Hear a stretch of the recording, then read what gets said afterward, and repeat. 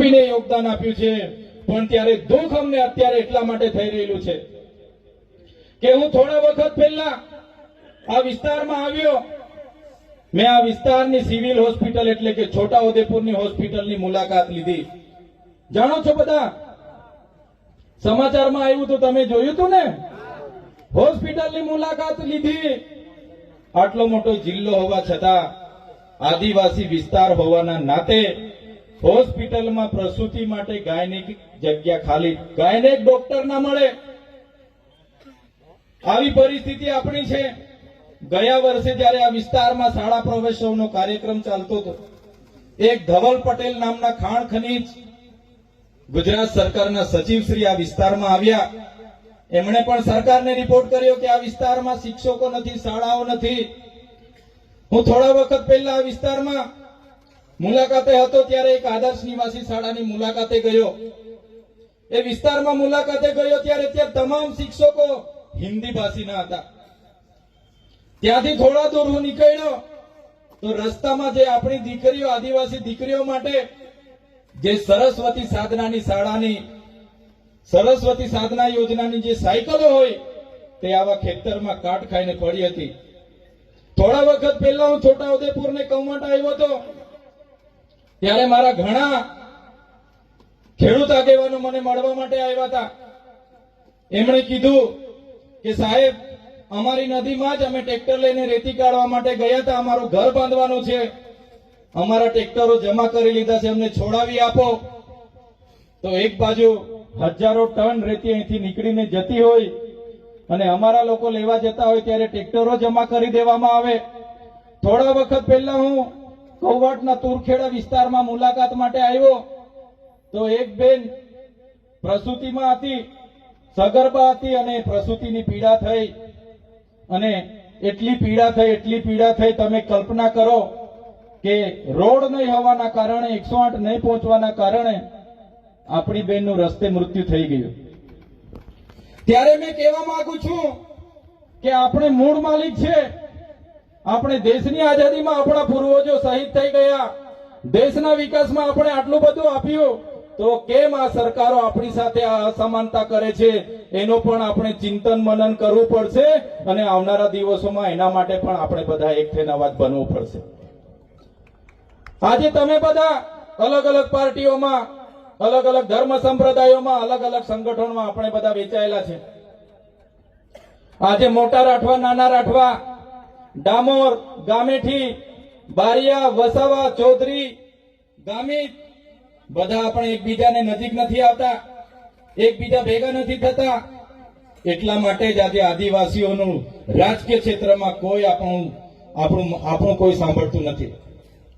એટલા માટે જ અમે તમને કહેવા માંગીએ છીએ મિત્રો કે પાર્ટી, પક્ષ, સંગઠન કે જ્ઞાતિ જાતિ બધું સાઈડ પર મૂકીને આપણી આદિવાસી છે, આદિવાસી બચાવવા માટે આપણે બધાએ નીકળવું પડશે.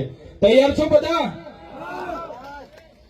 સૌપ્રથમ આપણે આદિવાસી છે. આજે હું ધારાસભ્ય બન્યો છું તો ધારાસભ્યમાં કદાચ મને કોઈ પાર્ટી ટિકિટ આપી દેતે પણ મારો આદિવાસીનો જાતિનો દાખલો હું નહીં મૂકતે તો આજે મારું ફોર્મ પાસ થવાનું હતું ભાઈ. મેં જાતિનો દાખલો નહીં મૂકતે તો આજે મારું ફોર્મ પાસ થતે? જોરથી બોલો ભાઈ, ખબર હોય એ લોકો. મને કોઈ પણ પાર્ટી ટિકિટ આપી દેતે કે ચૈતરભાઈ તમે ડેડિયાપાડા વિધાનસભા લડો અને મારો આદિવાસીનો દાખલો, જાતિનો દાખલો મેં ફોર્મમાં નહીં જોડું તો મારું ફોર્મ પાસ થવાનું હતું? નહોતું થવાનું ને. એટલે જ કેમ છું, આજે જયારે અમે અમારા આદિવાસીના દાખલા પરથી ધારાસભ્ય બન્યા છે ત્યારે જ અમે સમાજનું બોલીએ છીએ, ત્યારે જ આખું ગુજરાત આજે ચૈતર વસાવાને ઓળખે છે. મિત્રો, અમે જાહેર મંચ પરથી છાતી ઠોકીને કેમ છું, વસાવાને રોકશે. જે દિવસે મારા આદિવાસી સમાજનું બોલતા મારી પાર્ટી પણ મને રોકશે, એ દિવસે પાર્ટીના પાટિયા સૌથી પહેલા ચૈતર વસાવા ઉતારી દેશે. પહેલા મારો સમાજ, જેમણે મને ધારાસભ્ય બનાવ્યા છે, જેમણે મને પ્રમાણપત્ર આપ્યું છે, અને પછી પક્ષ પાર્ટી આવશે. આવી રીતના તમામ નેતા જે દિવસે વિચારતા થશે તે દિવસે આપણું સમાજ આગળ આવશે. આજે તમે જોઈ લો આપણું પ્રતિનિધિત્વ કાં છે, આપણા નેતાઓ કાં છે. અહીંયા ટપાલ આપવા વાળાની ભરતી થાય એટલે બધા ટપાલીઓ બહારથી આવે. અહીંયા તલાટી ક્લાર્કની ભરતી થાય એટલે બધા લોકો બહારથી આવે. અહીંયા ગ્રામ સેવકની, ટીડીઓની, મામલતદારની ભરતી થાય, બધા લોકો બહારથી આવે. અહીંયા એક ભીડગાર્ડની પણ ભરતી થાય છે, એ ભીડગાર્ડો પણ બધા બહારથી આવે. આવે છે કે નથી આવતા? જે લોકો બહારથી ભરતી થઈને આવે છે એ બિચારાને એટલી ખબર નથી રહેતી આ હાથ છે, હેજડો છે, મોવડો છે કે ખાકરો છે, તો પણ એ લોકો લાગી જાય છે. તો શું આપણા છોકરાઓ નહીં લાગે? આપણા છોકરાઓ કાબિલ નથી છે, પણ કેમ નથી લાગતા? કેમ કે બધા જ નેતાગીરીમાં આપણા લોકોનું ઉપજતું નથી. એટલા માટે કેમ છો આપણે બધા એક થઈને આગળ આવવું પડશે. તે દિવસે આદિવાસી સમાજ એક થશે. મિત્રો, અહીં ઉપસ્થિત તમામ મારા યુવાન મિત્રોને પણ હું વિનંતી કરું છું, ભાઈ તમારો આ ભણવાનો સમય છે, ભણો સાનામાના, બરાબર છે, ભણો, તમારું કેરિયર બનાવો. તમારી યુવા શક્તિનો, તમારો જોમ, જુસ્સો, સાહસનો ઉપયોગ તમારા કેરિયર બનાવવા માટે વપરો. તમારા મમ્મી પપ્પા ખેતી મજૂરી કરી કરીને તમને ભણાવે છે. માત્ર હારા આઈફોન ના મોબાઈલ લઈ માંગવાથી, હારી હારી ગાડીઓ લઈ માંગે છે અને જલસા કરે, પાર્ટીઓ કરે, બર્થડે ઉજવે અને આવી મોટી મોટી બેન્ડ પાર્ટી, ડીજે મંગાવે છે, આખી રાત નાચે તો પણ થાકે નહીં. કીધું ને આગળ ભાઈએ. મારા યુવાન મિત્રોને પણ વિનંતી કરું છું, કઈ વાંધો નહીં, નાચો પણ, રમો પણ, બધું જ જોઈએ છે, બધું જ કરો, પણ આ સમય તમારો ભણવાનો છે એટલે ભણવામાં ધ્યાન આપો. ભણવામાં ધ્યાન આપો. અને વડીલોને પણ મારી નમ્ર વિનંતી છે, છોકરાઓ આઈફોન લઈ માંગે એટલે તરત આઈફોન લાવી આપી દે છે. છોકરાઓ કેટીએમ R1 લઈ માંગે એટલે તરત લાવીને આપી દેવાની કે મારો છોકરો લઈ માંગે છે આપી દો. એટલા માટે છોકરાઓ પછી આપણા કંટ્રોલમાં નથી. ઘણા પાર્ટીઓ કરે, ઘણા બેન્ટોમાં જાય, ઘણા રેસ કરે, ઘણી પાર્ટીઓ કરે, હરીફાઈ કરે, ને કેટલાય તો 4 ધામના યાત્રા નીકળી જાય 15 દાડા પદયાત્રાઓમાં. તો યુવાનોને કેમ છું, તમારો સમય આજે ભણવાનો છે, પદયાત્રાનો નથી. તમે 4 ધામે જતા હશો ત્યાં જોઈ લેજો બીજી કઈ જાતિના લોકો પદયાત્રામાં આવે છે. આપણા જ લોકો બધા 15-20 દાડે પદયાત્રામાં ભરો છો ભાઈ. એ સમય તમારો નથી, તમારે ભણવાનો છે. તો ભણો. અને ઘણા મારા સાથી મિત્રો સરકારી અધિકારીઓમાં પણ છે, એમને પણ વિનંતી કરું છું. હું અનેક રાજ્યોમાં ફરું છું. હું મહારાષ્ટ્ર હોય, મધ્યપ્રદેશ હોય, ગુજરાત હોય અને રાજસ્થાનમાં પણ હું જાઉં છું. તમે વિચાર કરો, રાજસ્થાનમાં આપણા જ આદિવાસીની એક કોમ્યુનિટી મીણા જાતિ છે. મીણા જાતિમાં એક વ્યક્તિ નોકરી લાગે એટલે એના ભાઈના છોકરા, એના બહેનના છોકરાઓને એ જવાબદારી લઈ લે છે.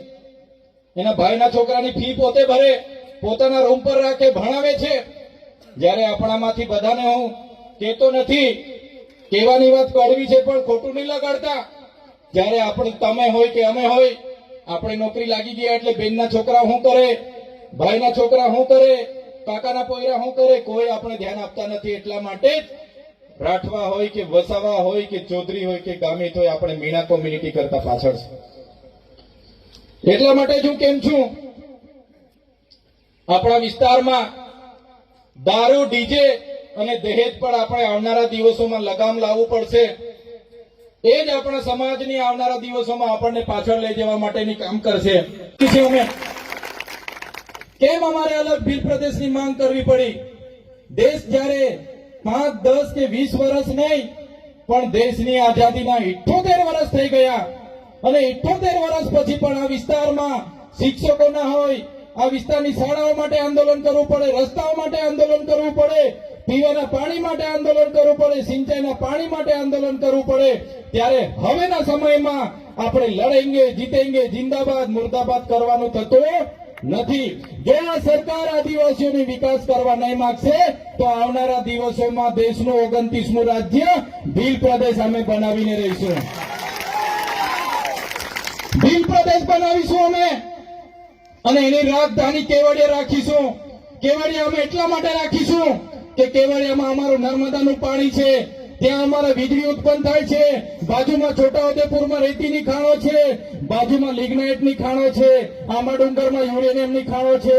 મહારાષ્ટ્રને પણ એટલું નજીક પડશે અને મધ્યપ્રદેશના જાંબુવાલી રાજપુરને પણ એટલું નજીક પડશે, રાજસ્થાનને પણ એટલું નજીક પડશે અને ત્યાં આપણી જળ જંગલ જમીનો છે. ત્યારે તમે તૈયાર રહેજો, આવનારા દિવસોમાં દેશનું 29મું રાજ્ય ભીલ પ્રદેશ બનાવેલું રહેશે. ક્યાં સુધી લડેંગે જીતેંગે, ક્યાં સુધી સરકાર જિંદાબાદ મુર્દાબાદ કરીશું. અમારા દાદાઓના વાળ ધોળા થઈ ગયા, અમે પણ જિંદાબાદ મુર્દાબાદ, આવેદન નિવેદન જિંદાબાદ મુર્દાબાદ. હવે સરકાર આવેદન નિવેદનમાં માનતી નથી, હવે સરકાર જિંદાબાદ મુર્દાબાદમાં માનતી નથી. એટલે મારા યુવા સાથીઓને કેમ છું, અમે આગેવાની લેવા માટે તૈયાર છે. મારા યુવાનો વડીલો સહકાર આપજો, આવનારા દિવસોમાં ભીલ પ્રદેશ બનાવી રહીશું. અમારું ભીલાનું રાજ્ય હતું, એમાંથી જયારે દેશ આઝાદ થયો 14 જિલ્લા અંબાજીથી ઉમરગામ ગુજરાતમાં રાખ્યા, 13 જિલ્લા રાજસ્થાનમાં રાખ્યા અને 12 જિલ્લાઓ એમણે મધ્યપ્રદેશમાં રાખ્યા અને 10 જિલ્લાઓને મહારાષ્ટ્રમાં વિભાજિત કર્યા. આજે પણ અમારી રહેણી કરણી, આજે પણ અમારી પરંપરાઓ, આજે પણ અમારી રૂઢિ પ્રથાઓ, આજે પણ અમારી વિધિ, આજે પણ આપણો રોટી બેટીનો વ્યવહાર એ લોકો સાથે છે કે નથી? આજે પણ એ લોકો સાથે રોટી બેટીનો વ્યવહાર છે કે નથી આપણો? આજે પણ અમે બોર્ડરલેસ થઈને મહારાષ્ટ્ર, મધ્યપ્રદેશ, ગુજરાત અને રાજસ્થાનના લોકો એક સાથે રહીએ છીએ. એટલા માટે જ આ સરકારોને કહીએ છીએ કે અમને અલગ ભીલ પ્રદેશ આપી દો, આદિવાસીઓનો વિકાસ અમે કરી લઈશું.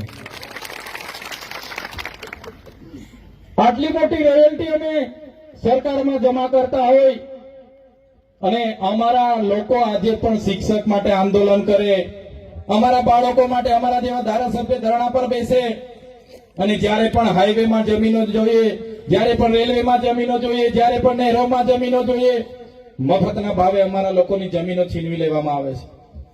કેમ સરકારને ખબર નથી? અહીંયા રસ્તા નથી, અહીંયા પાણી નથી, અહીંયા નળ સે જલમાં પાણી નથી આવતું, અહીંયા રેતી રોયલ્ટીમાં ડીએમએફ ફંડનો ભ્રષ્ટાચાર થાય છે.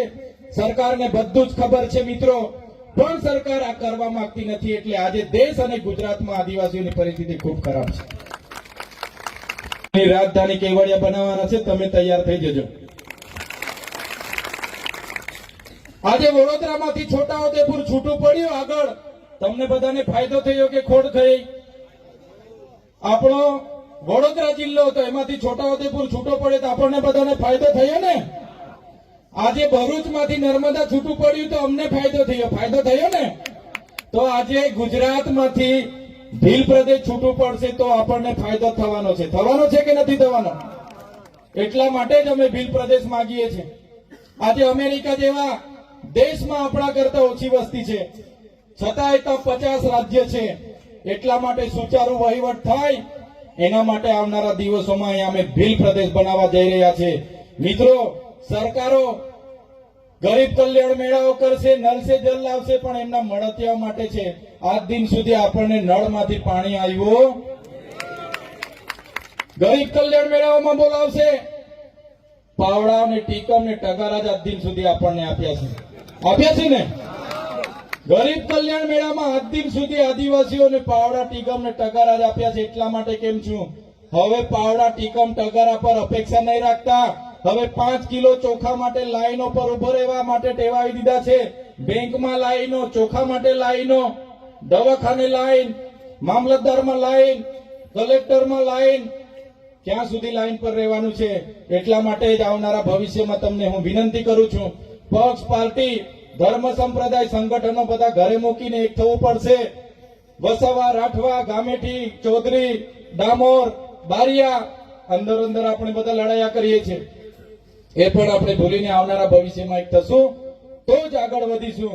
અને આજે મારા વચ્ચે કલાકાર મિત્ર મારા ભાઈ શ્રી જગદીશભાઈ પણ છે, એમને પણ હું વિનંતી કરું છું, ભાઈ અડધી બાટલી પાજી દેવા ગીતો હવે નહીં બનાવતા ભાઈ. ઘણા કલાકાર મિત્ર અડધી બાટલી પાજી દે, અડધી બાટલી પાજી દેવા પણ ગીતો બનાવ્યા છે. આ અડધી બાટલીમાં તો આપણા બધા જુવાને અડધા થઈ ગયેલા છે. મેં ડેડિયાપાડામાં એક ભાષણ આપ્યું હતું, ત્યાં એક અમારે બહુ બધી પાર્ટીઓ છે, 17 જાતની પાર્ટીઓ છે. કોઈ 1.5 લાખ રૂપિયા 80,000 લે, મેં કીધું ભાઈ આટલામાં તો એક વ્યક્તિનું લગ્ન થઈ જાય બેન્ડને આપી એટલામાં થાય કે નહીં થાય? મેં કીધું ભાવ ઓછો રાખો, તમારું ડીજે ઓછું રાખો, ગાયનો ઓછા ગાઓ, કલાકારો ઓછા રાખો, પણ થોડો ભાવ નોર્મલ કરો.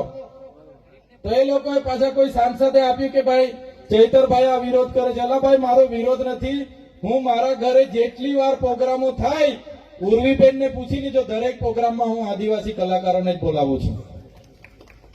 હું ક્યાંય કોઈનો વિરોધ કરતો નથી, પણ અમને 2 લાખ નહીં પહોંચતા યાર. અમારા બાજુના બધા ગરીબ છે, એ બાજુના કદાચ મલદાર હશે તો 2 ના 3 લાખ આપી દેજો, અમને વાંધો નથી, પણ અમારા વિસ્તારમાં બેન્ડ અને ડીજે ના ભાવ પણ ઓછા કરજો, એ બધાને વિનંતી કરું છું. નહીં, યુવાનોને ખાસ તમારો ટાર્ગેટ તમારી નોકરીનો છે. 11 વાગેથી નાચો, જથર વથર. હમણાં તો મારી બહેનો પણ આ ખભા પર ચડીને નાચે છે બરાબર. આ આપણી સંસ્કૃતિ નથી ખભા પર નાચવાની, આપણી સંસ્કૃતિ જોલી વાગીને નાચવાની છે, બરાબર છે. એટલે આપણી સંસ્કૃતિને પણ આપણે જે દિવસે ભૂલી જઈશું ને તે દિવસે આપણે આદિવાસી તરીકે તમારે સાબિત કરવા માટે ફાફા પડી જવાના છે. આજે 3 પેઢીના દાખલા માંગે છે, 14 જાતના પુરાવા માંગે છે કે ભાઈ તમે આદિવાસી છો કે કેમ. મારી વાત ખોટી છે કે સાચી છે? આજે જાતિનો દાખલો કઢાવવા જાજો. આપણા બાપ દાદાઓ અહીંયા મરીને જતા રહ્યા, દેહ બની ગયા, પણ આજે પણ આપણે આદિવાસી તરીકે સાબિતી માંગે છે. 14 જાતના પુરાવા માંગે છે, 3 પેઢીના પુરાવા માંગે છે કે તમે આદિવાસી છો કે કેમ. આવનારા દિવસો એ દૂર નથી કે આપણી લગ્ન વિધિ, પૂજા વિધિ, આપણી મરણ વિધિ, જન્મ વિધિ બધી સાબિતી કરવી પડશે. એટલા માટે જ હું તમને વિનંતી કરું છું કે આપણી સંસ્કૃતિ પણ જાળવો, આપણી પરંપરા, આપણી રૂઢી પ્રથા, આપણી પૂજા વિધિ. આપણે સૂર્યને પૂજતા હતા, ચાંદને પૂજતા હતા, આપણે વાયુ, નદી, નાળા, પહાડ, ઝાડ, વાઘ બધાને પૂજતા હતા. એને પણ આપણે ભૂલવાનું નથી. ત્યારે જ આપણી પ્રકૃતિ સાથેનો નાતો આપણો અજળ રહેશે. તો મિત્રો, વધારે વિશેષ નથી કહેતા. આજે તો સ્નેહ મિલનનો કાર્યક્રમ હતો, છતાંય મારા મિત્ર જગદીશભાઈ હોય, નિરંજનભાઈ હોય, ડોક્ટર જયરામભાઈ હોય, તમામ મિત્રોને મળીને આજે આનંદ થાય છે.